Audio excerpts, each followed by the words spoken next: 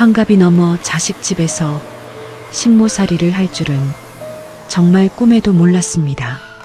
저는 왜 딸 눈치를 보며 소파 끝에서 쪽잠을 자야 할까요? 5년이었어요. 제 희생이 당연한 권리가 되어버린 그 지독한 시간. 손목은 시큰거리고 허리는 굳어서 아침에 일어나는 것조차 버거운데 병원 침대에 누워서도 딸한테 미안하다고 생각했어요. 제 아픔이 자식에게 왜 죄가 되는 걸까요? 황혼 육아를 시작하기 전에 혹은 지금 이 굴레 속에 갇혀 계신 분들, 제 얘기를 꼭 들어주세요.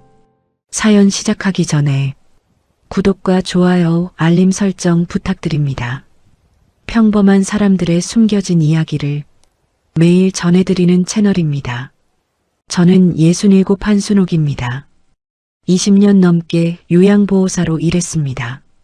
경상도 작은 마을에서 태어났고 어린 시절 집은 넉넉하지 않았어요.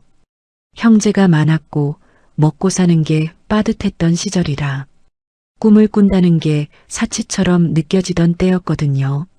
그래도 저는 씩씩한 편이었어요.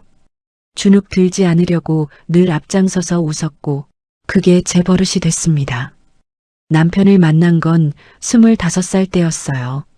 친구 결혼식에 갔다가 신랑 친구로 온 사람이 자꾸 눈에 밟히는 거예요. 키가 크진 않았는데 웃을 때 눈이 없어지는 사람이었어요. 나중에 알고 보니 그 사람도 저를 봤다더군요. 그렇게 만났어요. 소개팅도 아니고 연애도 길지 않았어요. 1년 만에 결혼했고 신혼살림은 단칸방에서 시작했습니다. 남편은 작은 회사에 다녔고 저는 살림을 했어요. 딸 지연이가 태어났을 때 저는 27이었습니다. 전업주부로 남편이 벌어다주는 돈으로 살림을 꾸렸어요. 허리띠를 졸라매는 날이 많았지만 그래도 즐거웠어요. 지연이 기저귀 값이라도 아껴보겠다고 천기저귀를 쓰던 시절이었거든요. 밤새 빨아널고 아침에 걷어서 또 채우고 지금 생각하면 그게 뭐라고 그땐 그게 다 보람이었어요. 지연이가 처음으로 엄마했을 때 저는 한참을 울었습니다. 남편한테 퇴근하고 집에 왔을 때 여보, 지연이가 엄마했어. 엄마했다고 소리를 질렀더니 남편이 아빠는 언제 하지? 하고 웃더라고요. 그런 시절이 있었어요. 지연이가 중학교에 들어가면서부터 살림이 조금씩 빠듯해졌어요. 남편 월급만으로는 교육비가 버거웠거든요. 학원 하나를 더 보낼까 말까 고민하는 밤이 많았어요. 그때 동네 아주머니가 그러는 거예요. 순옥 씨, 간병인 해보면 어때? 일하는 시간이 나쁘지 않아. 솔직히 처음엔 망설였어요. 전업주부로 살다가 이제 와서 뭔가를 새로 배운다는 게 겁이 났거든요. 그래도 해봤어요. 그렇게 간병 일을 하며 몇 년을 보냈습니다. 그러다 제도가 바뀌면서 요양보호사라는 자격증이 생겼어요. 저는 그때 다시 공부를 시작했습니다. 시험을 보고 합격했을 때 얼마나 좋던지 남편한테 합격증을 보여줬더니 우리 마누라 대단하네 하면서 그날 저녁 삼겹살을 사줬어요. 별거 아닌데 그게 그렇게 기뻤더라고요. 일을 시작하면서 세상이 달라 보였습니다. 요양보호사 일이 고되다고들 하지요. 맞아요. 쉽지 않았어요. 어르신들 목욕 보조를 하고 식사를 챙기고 투약을 확인하고 때로는 말벗이 되어드리는 일이었거든요. 근데 이상하게 저는 그 일이 맞았어요. 어르신들이 저를 기다리는 게 느껴졌거든요. 순옥 씨, 오늘도 왔어? 하시며 반기실 때, 자네가 오면 마음이 놓여하실 때, 나는 누군가한테 필요한 사람이구나. 그 마음이 저를 붙잡았어요.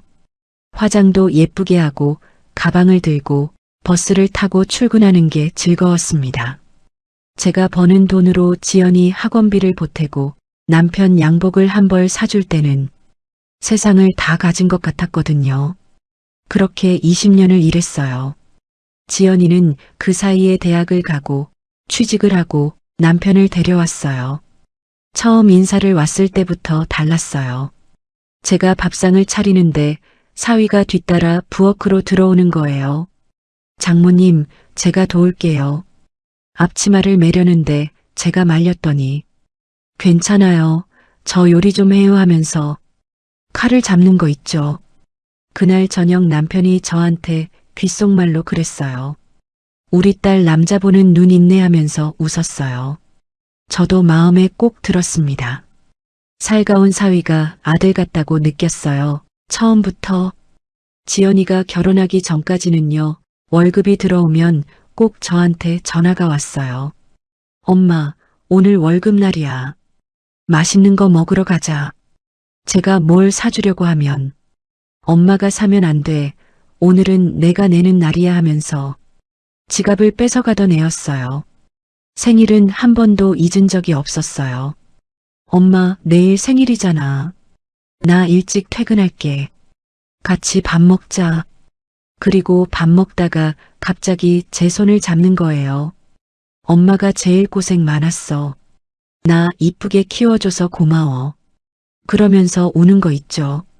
저는 그 손 꼭 쥐고 같이 울었지요. 제 딸이 맞나 싶을 때가 있어요. 예쁘고 착하게 커준 딸이 고마웠습니다. 지연이가 34세 첫 아이를 가졌어요. 임신 내내 입덧이 심해서 몸을 못 가눴거든요.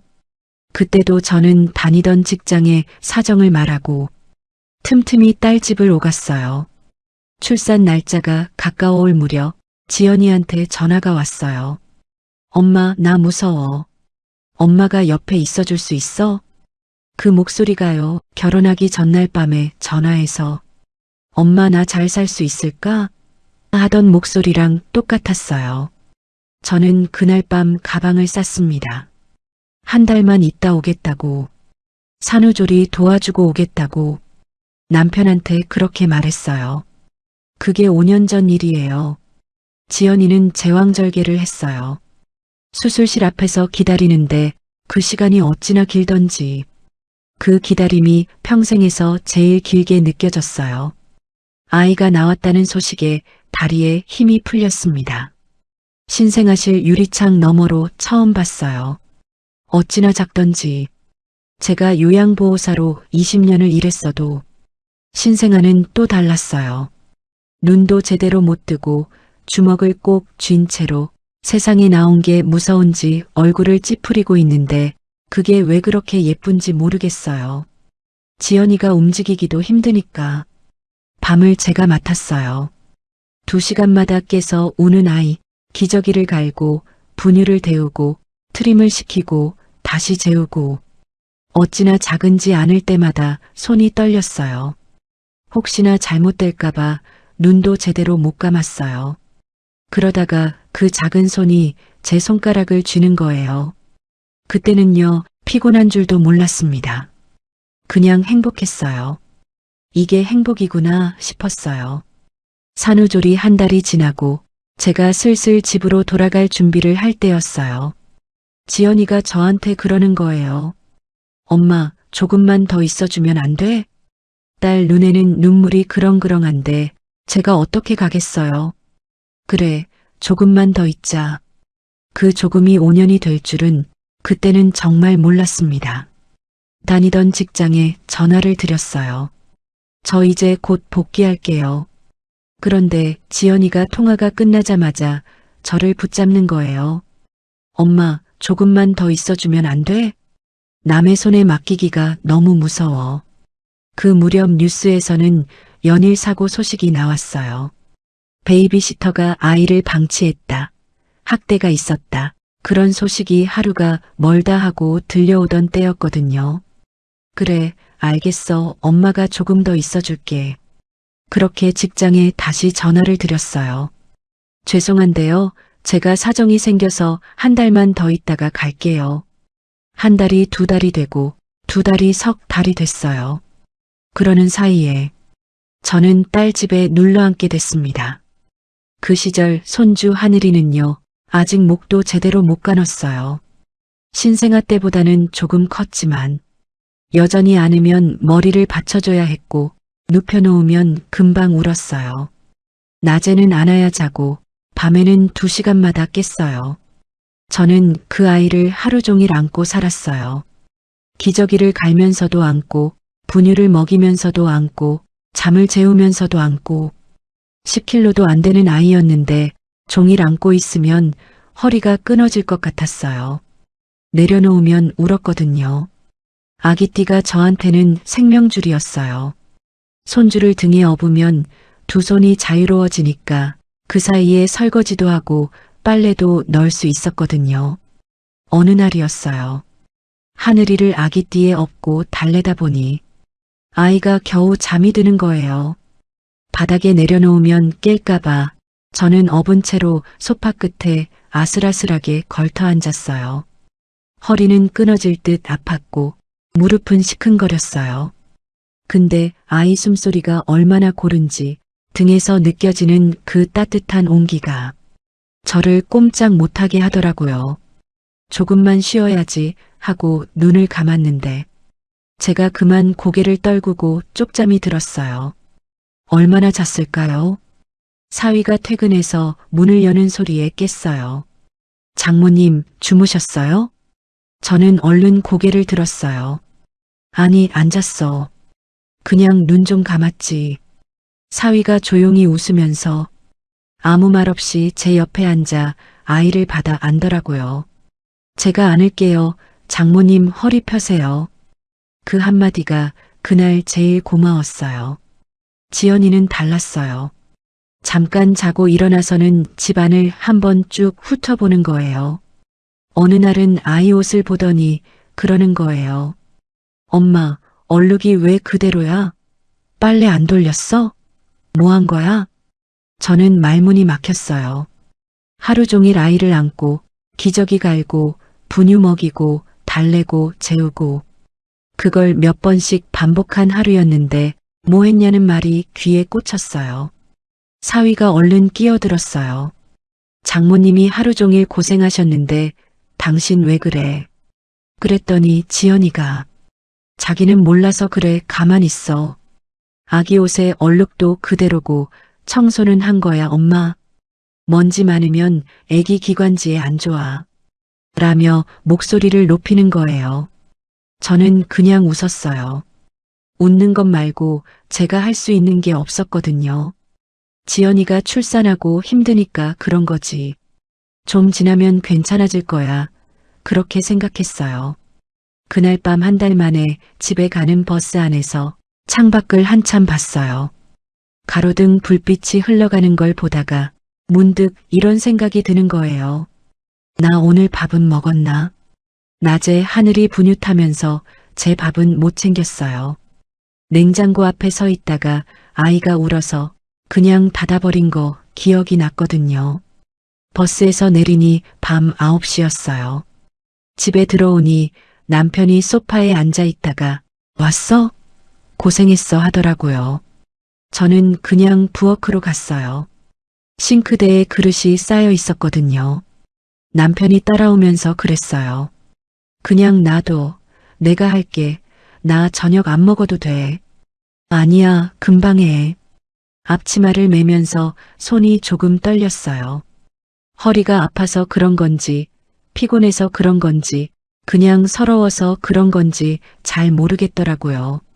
남편이 뒤에서 그러는 거예요. 자식이 아니라 왼수네, 진짜. 저는 웃었어요. 무슨 소리야, 힘드니까 예민한 거지. 그렇게 또 감쌌어요. 그게 제 버릇이었거든요. 사위한테 문자가 왔어요. 장모님, 정말 감사합니다. 장모님 아니었으면 저희 어떻게 했을지 모르겠어요. 저는 그 문자를 한참 봤어요. 지연이한테는 한 번도 못 들은 말이었는데 사위한테서 들으니 묘하더라고요. 고맙기도 하고 씁쓸하기도 하고 그래도 그 문자 하나로 또 하루를 버텼어요. 별거 아닌 것 같아도 누군가 알아준다는 게 그렇게 힘이 됩니다. 어느새 통근은 없어진 지 오래됐어요. 처음엔 40분 거리를 버스 타고 다녔는데 딸이 어찌나 붙잡는지 어느 날부터 그냥 거기서 자기 시작했어요. 집에 못 간 날이 며칠씩 이어지면 남편이 전화를 했어요. 언제 와? 조금만 더 있다 갈게.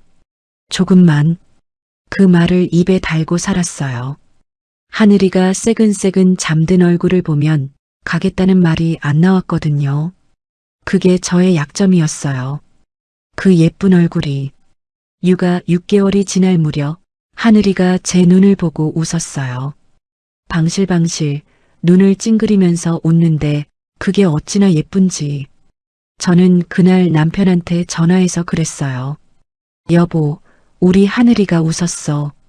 이가 하나도 없는데 웃는 게 꼭 우리 딸 닮았어. 남편이 피식 웃으면서 그렇게 이뻐? 사진 좀 많이 보내줘. 그러더라고요. 그때는 그랬어요. 힘들었지만 그 웃음 하나로 다 됐어요. 그게 독이 되는 줄도 모르고 하늘이가 태어나고 계절이 4번 바뀌었어요. 봄에 태어난 아이가 여름을 나고 가을을 지나 겨울을 버티고 다시 봄이 왔어요. 돌잔치를 준비하면서 딸은 며칠 전부터 더 분주했어요. 저는 당일 아침 일찍 가서 손주 옷을 입히고 머리를 빗기고 볼에 로션을 발라줬어요. 지연이는 사위와 함께 홀측과 마지막 확인을 했어요. 저는 그 시간에 손주 곁에 있었고요. 내 손주 첫 생일인데 이 정도 수고는 당연하다 싶었거든요. 돌잔치 자리에서 손주가 돌잡이를 했는데 실을 잡았어요. 다들 웃고 사진 찍고 있는데 저는 그 아이 얼굴을 한참 봤어요. 1년 전 수술실 앞에서 떨면서 기다리던 내가, 이 아이 손가락 하나하나가 다 있나 세어보던 내가, 새벽 2시에 혼자 분유를 타던 내가 이 아이를 여기까지 키웠구나. 그 생각을 하는데 눈물이 나려는 거예요. 얼른 고개를 돌렸어요. 울면 이상하니까. 그날 저녁 다들 돌아가고 나서 지연이가 저한테 왔어요. 엄마 고마워. 엄마 없었으면 우리 어떻게 했겠어. 별거 아닌 말인데 그 말이 가슴에 턱 걸리는 거예요. 1년이 녹는 것 같았어요. 아기띠 메고 쪽잠 자던 것도, 밥도 못 먹고 분유 타던 것도, 얼룩 왜 그대로냐는 말에 말문이 막히던 것도, 별소리를 내 손주인데 저는 그렇게 웃어넘겼어요. 그때가 마지막이었어요.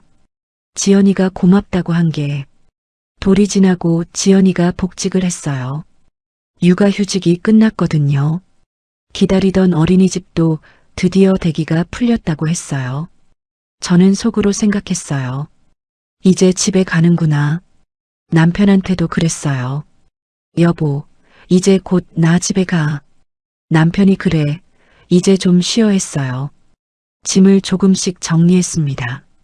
딸 집 서랍에 넣어뒀던 제 옷까지, 화장품, 진통제 한 통. 그런데요, 어린이집이라는 게 처음엔 마음 편한 곳이 아니더라고요. 아이가 어린이집을 다니기 시작하면서 한 달도 안 돼서 열이 났어요. 38도, 39도. 밤새 보채고 울고 새벽에 응급실을 다녀오기도 했어요. 어린이집에서 연락이 오면 누군가 데리러 가야 하는데 지연이는 복직한 지 얼마 안 됐다고 자리를 뺄 수 없다고 했어요.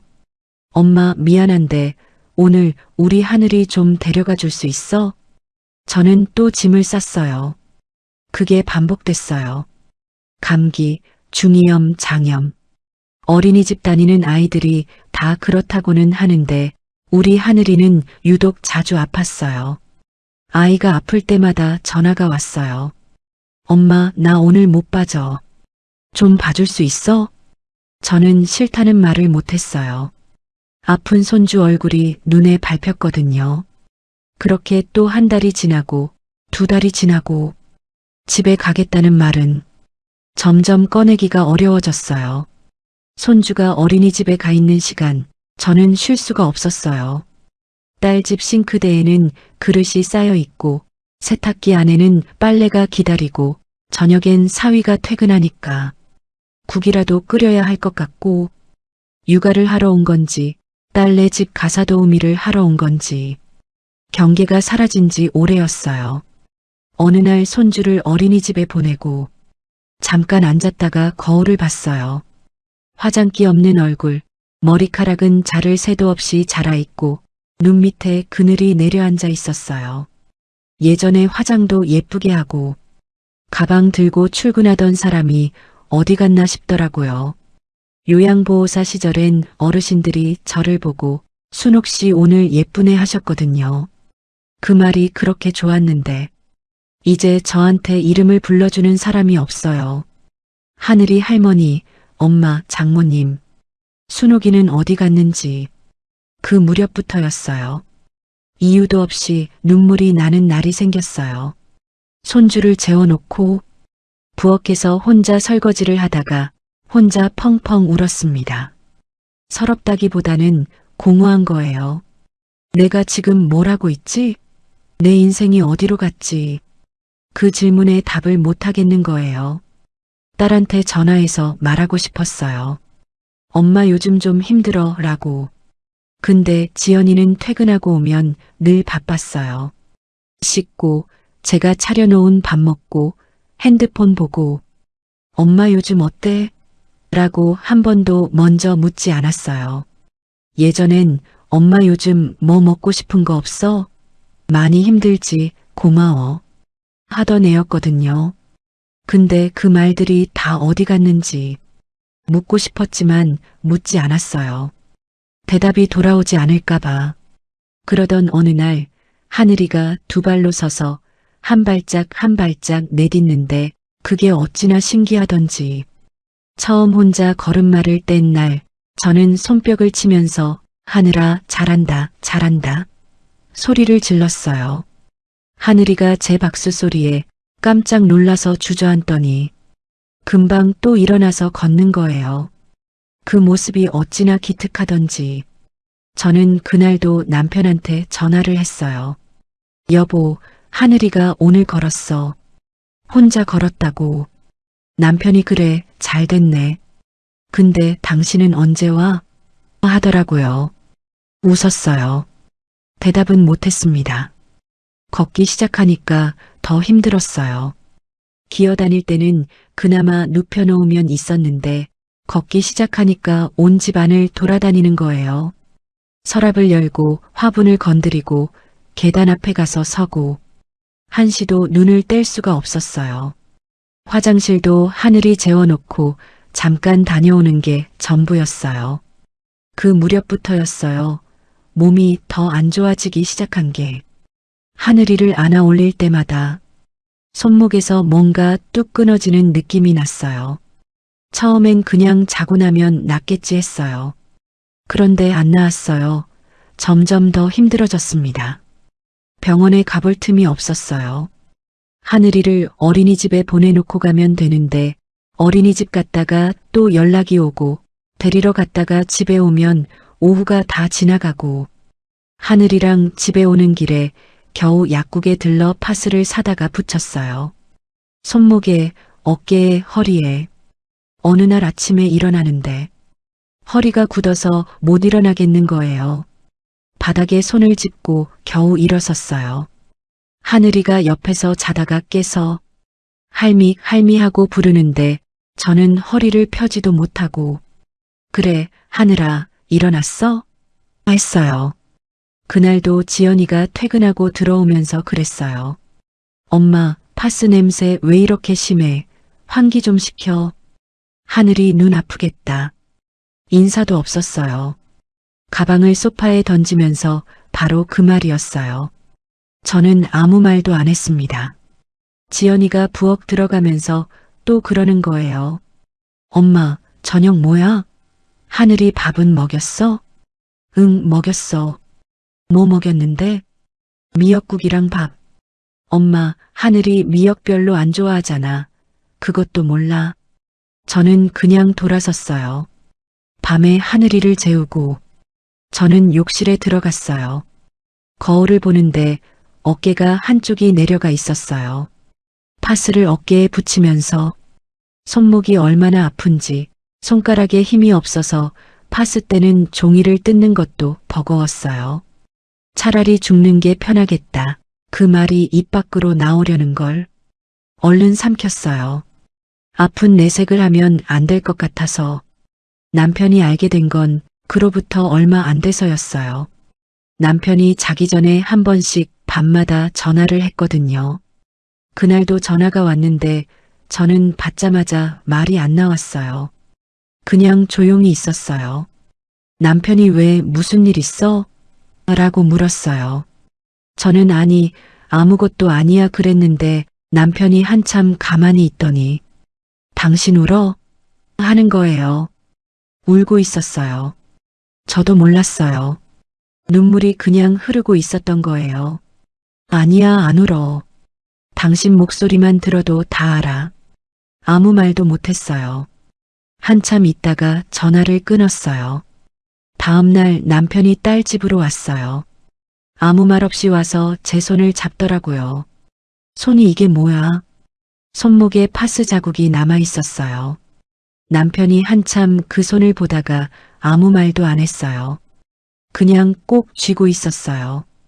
그날 저녁 지연이가 퇴근하고 집에 와서 절 보자마자 엄마 오늘은 집에 가면 안 돼. 나 아침 일찍 회의 있거든. 남편이 옆에 있다가 소리쳤어요. 정지연. 지연이가 아빠다. 아빠 왔어? 했어요.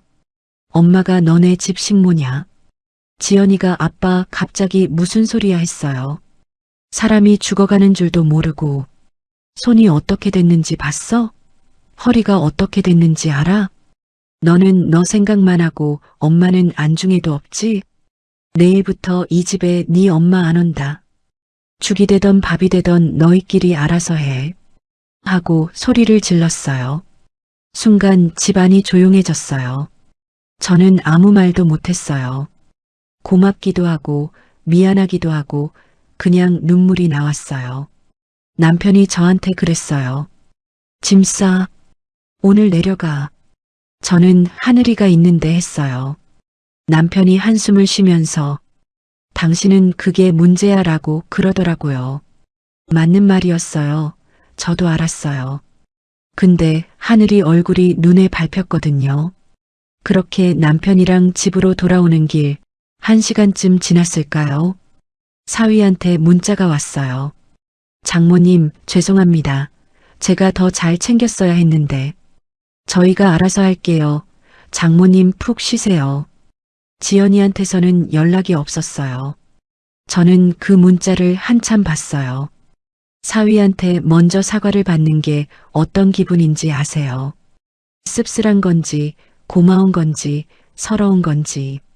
그냥 다 섞여 있었어요. 남편이랑 집에 오는 버스 안에서 창밖을 봤어요. 매일 봤던 창밖, 그 거리 가로등이 그대로였어요. 나만 달라진 것 같았어요. 버스 안에서 남편이 제 손을 잡았어요. 아무 말 없이. 그 손이 그렇게 따뜻할 수가 없었어요. 집에 오니까 남편이 라면을 끓여줬어요. 저는 남편이 끓여주는 라면을 얼마 만에 먹어보는지 몰랐어요. 맛있었어요. 그냥 라면인데 눈물이 날 것 같았어요. 맛있어? 남편이 물었어요. 응, 맛있어. 그렇게 그날 밤은 지나갔어요. 며칠은 조용했어요. 지연이한테서 연락이 없었어요. 사위가 중간에서 이리저리 수습을 했는지 하늘이 봐달라는 말도 없었어요. 저는 그 며칠이 얼마나 편하던지. 아침에 일어나서 내 밥을 챙겨 먹고 남편이랑 동네 한 바퀴 걷고 낮에 잠깐 낮잠도 잤어요. 그게 그렇게 사치스러운 일인지 예전엔 몰랐거든요. 열흘쯤 지났을까요? 지연이한테 전화가 왔어요. 엄마, 나 요즘 너무 힘들어. 어제 하늘이가 어린이집에서 또 열이 났는데 밤새 한숨도 못 잤어. 나 내일은 진짜 못 빠지거든. 엄마밖에 없어. 엄마나 좀 살려줘. 저는 한참 말이 없었어요. 엄마, 나 진짜 힘들어. 그 말에 또 무너졌어요. 제가 그래요. 자식이 힘들다고 하면 제 몸이 먼저 일어나거든요. 알겠어. 엄마가 갈게. 그렇게 또 남편의 만류에도 딸 집으로 갔어요. 하늘이는 볼이 빨갛게 달아올라 있었어요. 체온을 재니까 38도 5부였어요. 해열제를 먹이고 미지근한 물수건으로 이마를 닦아주고 등을 쓸어줬어요. 하늘이가 칭얼거리면서 제 품에 파고드는 거예요. 할미. 그래, 우리 하늘이 아프구나. 할미가 있어. 괜찮아. 그렇게 안고 있으면 아픈 게 다 사라지는 것 같았어요. 며칠이 지나 하늘이가 다 나았어요. 이제 3살이 넘어가니까 제법 말도 하고 뛰어다니고 제 눈을 보면서 방긋 웃었어요. 어느 날이었어요. 하늘이가 바닥에 떨어진 동전을 발견하고는 입으로 가져가려는 거예요. 저는 얼른 손등을 찰싹 때렸어요. 하늘아, 안 돼. 지지야. 마침 그때 퇴근한 지연이가 현관문을 열고 들어오다가 그 장면을 본 거예요. 엄마. 가방을 던지다시피 내려놓고 달려오면서 소리를 질렀어요. 애를 왜 때려? 엄마 지금 뭐 하는 거야? 저는 당황했어요. 동전을 입에 넣으려고 해서 안 된다고 한 거잖아. 그래도 때리면 어떡해? 훈육이라는 게 있잖아. 훈육. 제 목소리가 높아졌어요. 내가 너 키울 때도 이렇게 키웠어. 그게 뭐가 잘못이야. 엄마는 옛날 방식이잖아. 지금이 어떤 시대인데. 그냥 뺏으면 되잖아. 저는 더 이상 말을 안 했어요. 하늘이가 그 사이에 울음을 터뜨렸어요. 지연이가 하늘이를 안아 올리면서 저를 흘겨봤어요. 엄마 때문에 애가 울잖아. 저는 돌아서서 부엌으로 들어갔어요. 설거지를 하는데 손이 떨렸어요.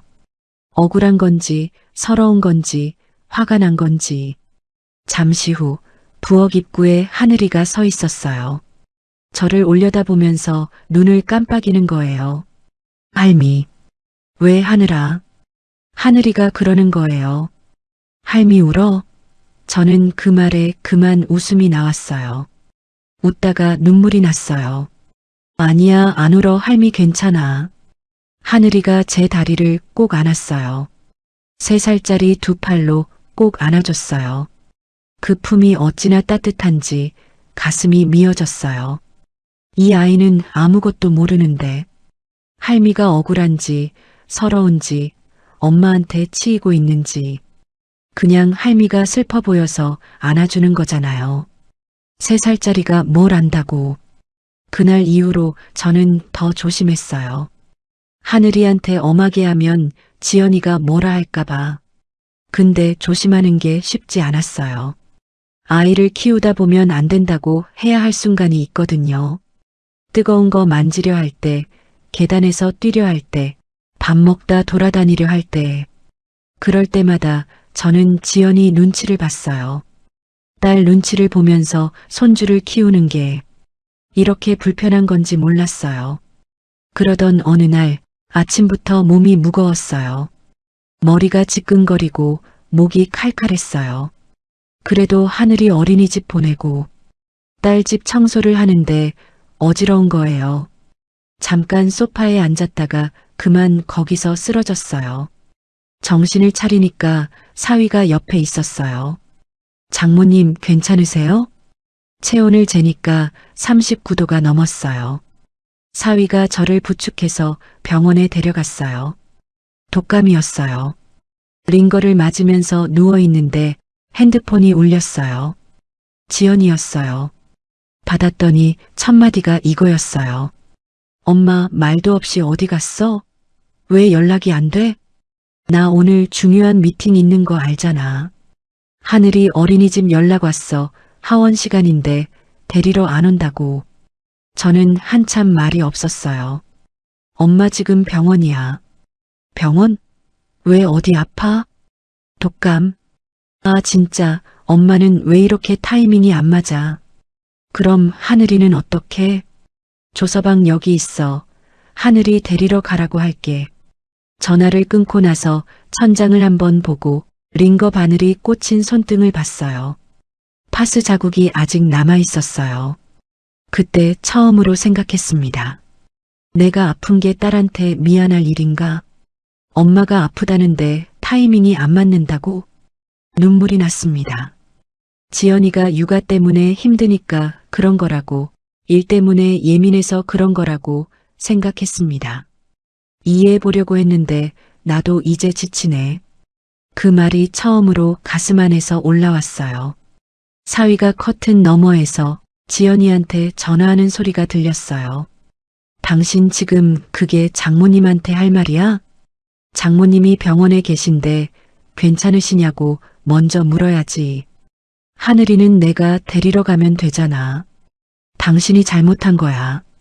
낮고 단호한 목소리였어요. 평소에 늘 중간에서 웃으면서 넘기던 사위가 처음으로 그 말을 하는 거였어요. 저는 눈을 감았어요. 고마웠어요. 그리고 이상하게 눈물이 멈추질 않았습니다. 사위가 커튼을 걷고 들어왔어요. 장모님, 제가 하늘이 데리러 갈게요. 저희가 알아서 할 테니까 걱정 마세요. 저는 고개를 끄덕였어요. 하늘이 나한테 오면 안 돼. 독감이잖아. 옮으면 어떡해. 사위가 저희 걱정은 마시고 푹 쉬세요. 죄송해요. 응, 얼른 가봐. 하늘이 기다리겠네. 사위가 가고 난 뒤 남편에게 전화를 했습니다. 남편이 1시간 만에 왔어요. 커튼을 걷고 들어오면서 저를 보더니 아무 말도 안 했어요. 그냥 제 옆에 앉았어요. 링거가 다 들어갈 때까지 아무 말도 안 하고 옆에 있었어요. 집으로 내려오는 차 안에서도 한동안 말이 없었어요. 창밖을 보다가 남편이 그러더라고요. 당신 이제 그만해. 저는 아무 말도 안 했어요. 나 더 이상은 못 참아. 집에 도착해 소파에 앉으니 남편이 죽을 끓여줬어요. 야채죽이었어요. 저는 그 죽을 받아들고 한참 내려다봤어요. 언제 마지막으로 누가 저한테 밥을 챙겨줬는지 기억이 잘 안 났거든요. 맛있어? 남편이 물었어요. 응, 맛있어. 남편이 많이 먹어 하고는 부엌으로 들어갔어요. 저는 그 뒷모습을 보면서 처음으로 이런 생각을 했어요. 나 살아있구나. 내 자리가 여기였는데. 그리고 사흘을 알았어요. 그 사흘 동안 지연이한테서 전화가 한 통 왔어요. 엄마, 좀 어때? 좀 나아지고 있어. 다행이다. 근데 엄마 언제쯤 올 수 있어? 하늘이가 엄마 찾아. 저는 말이 안 나왔어요. 하늘이가 나를 찾는 건지, 딸이 나를 찾는 건지.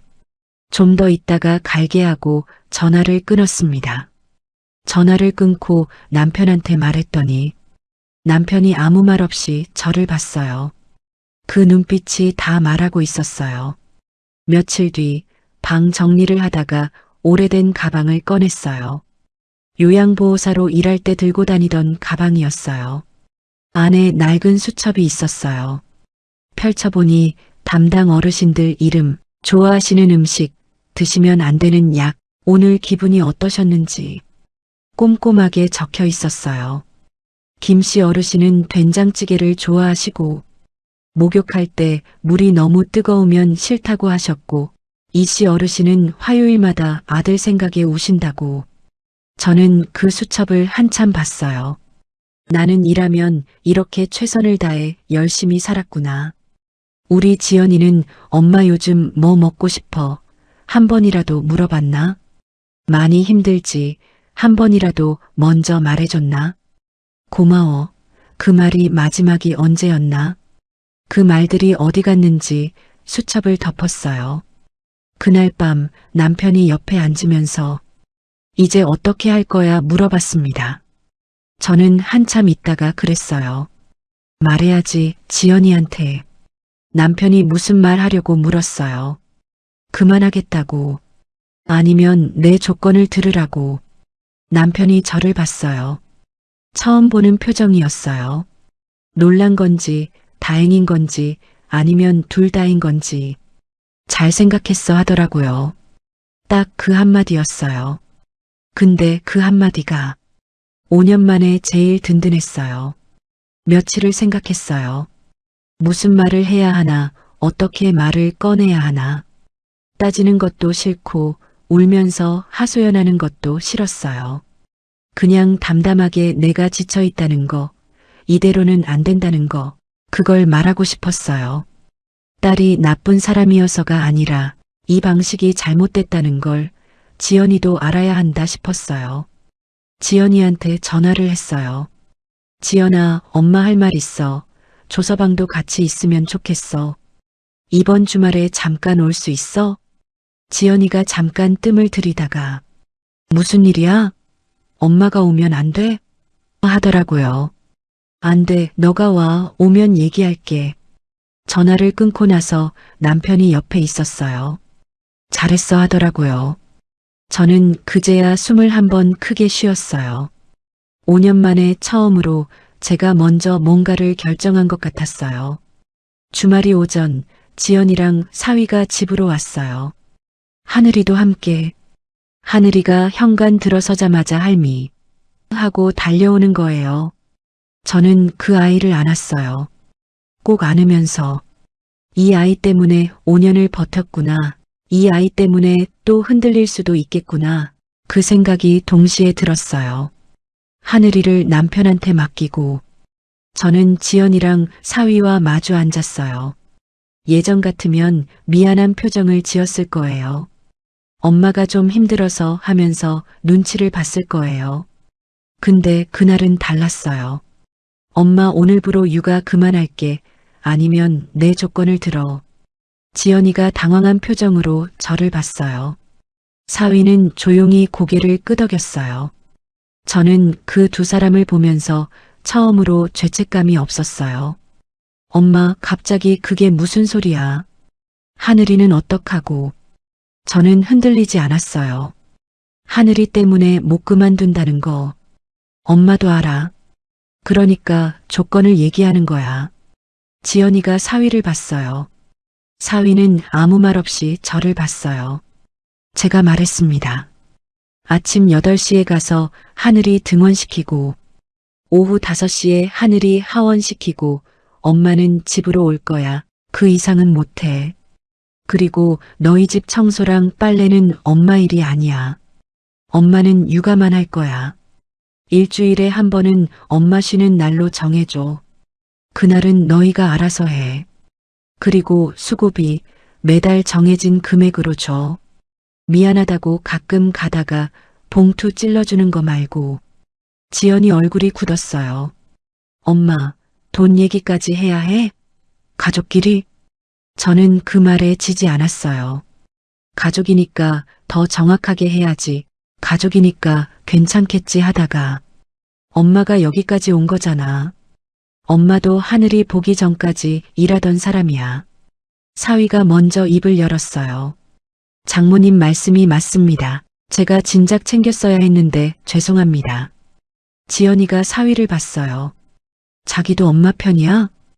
편이 어딨어. 장모님 말씀이 맞는 거지. 지연이가 입을 다물었어요. 한참 침묵이 흘렀어요. 그때 사위가 자리에서 일어나더니 책장 쪽으로 갔어요.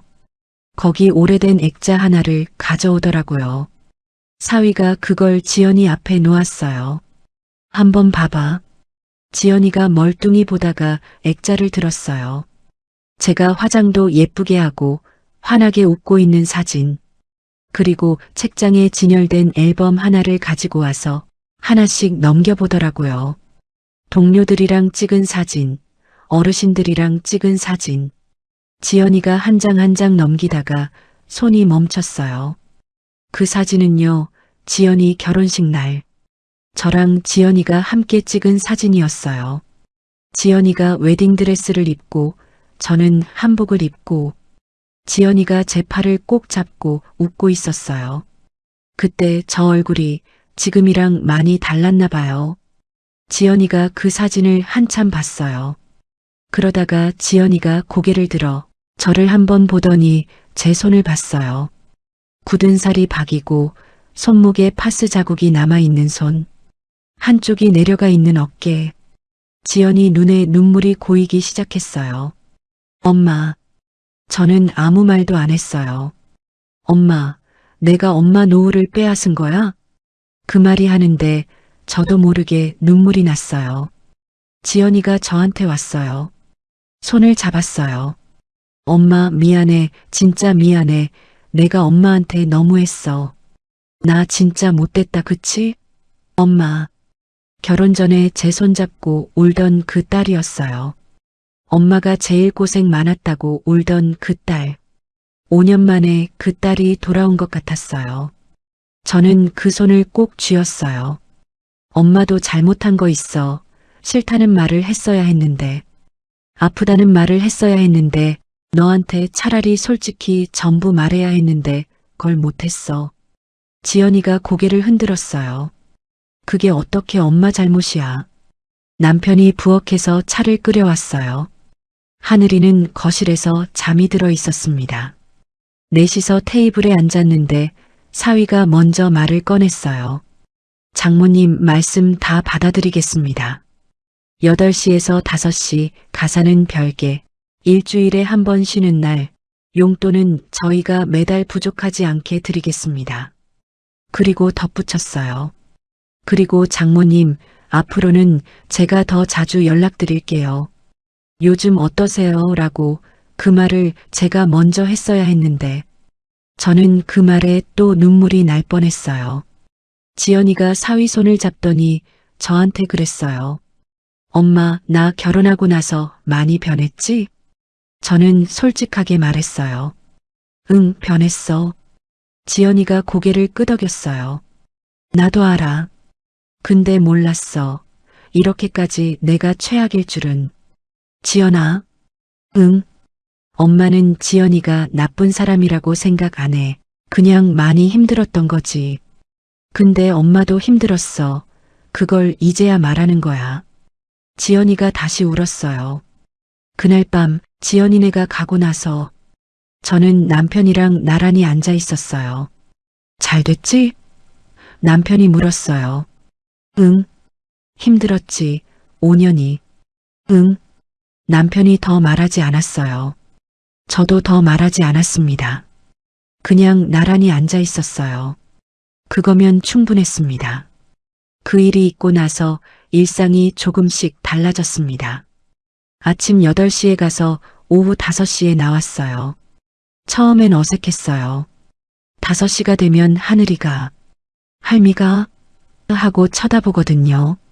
그 눈빛에 또 흔들릴 뻔했어요. 응, 할미 오늘은 가야 해. 내일 또 올게. 하늘이가 현관까지 따라 나와서 손을 흔들었어요. 그 손을 보면서 엘리베이터를 탔어요. 문이 닫혔습니다. 저는 그 안에서 처음으로 홀가분했어요. 집에 오면 남편이 있었어요.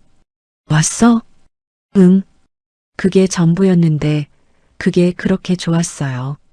내 집, 내 소파, 내 남편, 그리고 평범하고 소소한 일상. 딸 집 소파에 앉아있을 때랑 느낌이 달랐어요. 여기는 내가 눈치 볼 사람이 없었거든요. 어느 날이었어요. 화장대 서랍을 열다가 향수 한 병이 나왔어요. 요양보호사로 일할 때 쓰던 거였어요. 출근하기 전에 손목에 한 번씩 뿌리던. 뚜껑을 열어 냄새를 맡았습니다. 아직 향이 남아 있었어요. 손목에 살짝 뿌렸는데 향이 퍼지면서 그 시절이 생각났어요. 가방 들고 버스 타고 어르신들 반겨주시던 것, 퇴근하고 남편이랑 저녁 먹던 것. 그게 그렇게 먼 일 같지 않았어요. 남편이 방으로 들어오다가 그거 오랜만이다 했어요. 저는 웃었어요. 나 이제 이거 다시 쓰려고. 남편이 그래, 매일 써 웃으며 말했습니다. 지연이도 달라졌어요. 퇴근하고 와서 가방을 소파에 던지던 게 현관에 내려놓는 걸로 바뀌었어요. 엄마, 오늘 하늘이 잘 먹었어요? 하던 게 엄마, 오늘 힘들지 않으셨어요? 로 바뀌었어요. 한 번에 다 바뀌지는 않았어요. 어느 날은 또 예전처럼 툭 말이 나오기도 했어요. 근데 달랐어요. 말하고 나서 지연이가 스스로 멈추는 거예요. 엄마, 내가 또 그랬지? 미안해. 그 말이 나올 줄은 몰랐어요.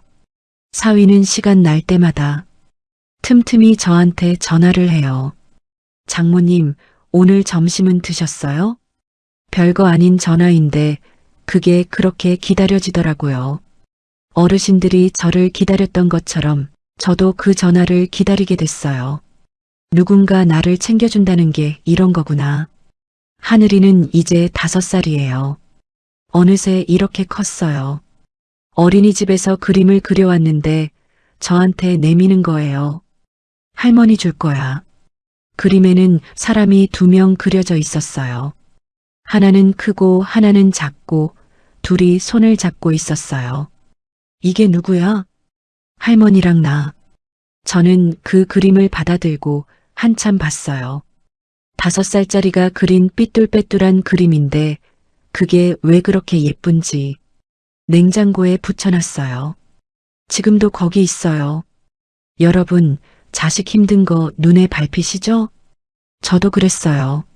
내 새끼 힘들다는데 모른 척하는 게 어떻게 되겠어요. 근데 이제야 알았어요. 내가 건강해야 손주도 사랑으로 봐줄 수 있다는 걸. 몸이 무너지고 마음이 무너지면 결국 다 무너지더라고요. 황혼 육아를 시작하기 전에 꼭 한 번만 생각해 보세요. 몇 시부터 몇 시까지 할 건지, 가사는 어디까지 할 건지, 수고비는 어떻게 할 건지. 그게 박정한 게 아니에요. 그게 오래가는 방법이에요. 가족이니까 괜찮겠지. 내 자식인데 어떻게 그 마음이 나를 병들게 만들거든요. 사랑할수록 선을 지키세요. 사랑하니까 더 당당하게 요구하세요. 그게 자식과 오래가는 길입니다. 저는 요즘 다시 화장을 해요. 출근은 안 하지만 아침에 일어나서 거울 앞에 앉아요. 로션 바르고 눈썹 그리고 향수 한번 뿌리고 남편이 어디가? 하면 아무데도 안 가. 그냥요 하면 남편이 웃어요. 저도 함께 웃습니다. 별거 아닌데 그게 그렇게 좋아요. 착한 엄마 하느라 나를 죽이지 마세요. 우리 인생도 귀하거든요. 오늘부터 파스 냄새 말고 여러분이 좋아하는 향기로운 냄새 맡으며 사셨으면 좋겠어요. 그게 제가 드릴 수 있는 제일 진심 어린 말이에요. 지금 이 순간에도 손주 곁에서 하루를 버티고 계신 분들, 밥도 제때 못 드시고 허리 아픈 것도 참으시면서 그래도 그 작은 손 놓지 못하시는 여러분, 오늘 하루도 정말 고생 많으셨어요. 제 이야기가 조금이나마 와닿으셨다면 구독과 좋아요 버튼으로 응원 부탁드립니다. 여러분의 노후에 평안이 깃들기를 진심으로 기원합니다. 끝까지 시청해 주셔서 감사합니다.